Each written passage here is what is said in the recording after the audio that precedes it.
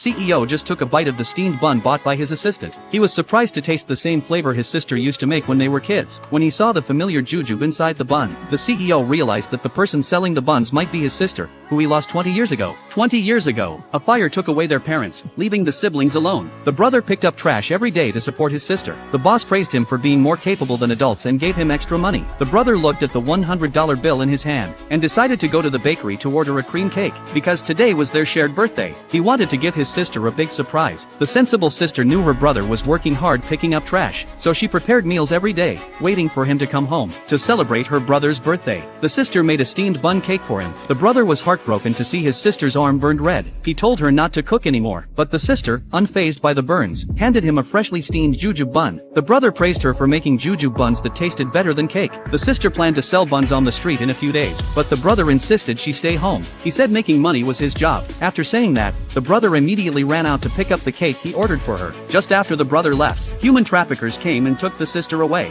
By the time the brother returned with the cake, he saw his sister being taken away in a car, but it was too late. 20 years later, the brother, through his efforts, became a billionaire CEO, but he could never be happy on his birthday. He refused to eat a single bite of cake until he found his sister. Over the years, he even offered half his fortune as a reward, but he never got any leads on his sister. Little did he know, his sister had been selling jujube buns outside his company building all this time. The sister also hoped to find her brother through the jujube buns they ate as children. Every day, she worked tirelessly at her stall to raise money for her daughter's surgery, while also caring for her disabled husband. She remembered that today was her and her brother's birthday, so she made jujube buns just like 20 years ago, and placed a candle on top to wish them a happy birthday. She thought to herself that once her daughter recovered, she would continue searching for her brother. At that moment, the CEO's assistant went downstairs to buy breakfast, and noticed a homemade cake at the bun stall. Remembering that today was the CEO's birthday, the assistant thought it was fitting, so she blew out the candle on the homemade cake, picked up a few buns, left some money, and walked away. The woman was about to say that the bun cake wasn't for sale, when her phone rang suddenly. The doctor informed her that her daughter's surgery needed to be moved up, and she should come to the hospital immediately to learn about the situation. Just then, her brother-in-law rushed over, and stuffed $300,000 into her hands to pay for the surgery. She knew there was no way her brother-in-law could make that much money driving for a ride-hailing service. She refused to take the money, especially since her brother-in-law was about to get married and would need it. Her brother-in-law said it didn't matter if he delayed getting married for a few years. There was no way he was going to lose such an adorable niece. He even prayed to Jesus, saying he'd rather stay single for life if it meant his niece could grow up safe and sound. It wasn't until the woman saw her in-laws in the car that her brother-in-law told her most of the $300,000 came from them selling their house and making pancakes. The woman immediately knelt to thank her in-laws, and blamed herself for not taking better care of her daughter.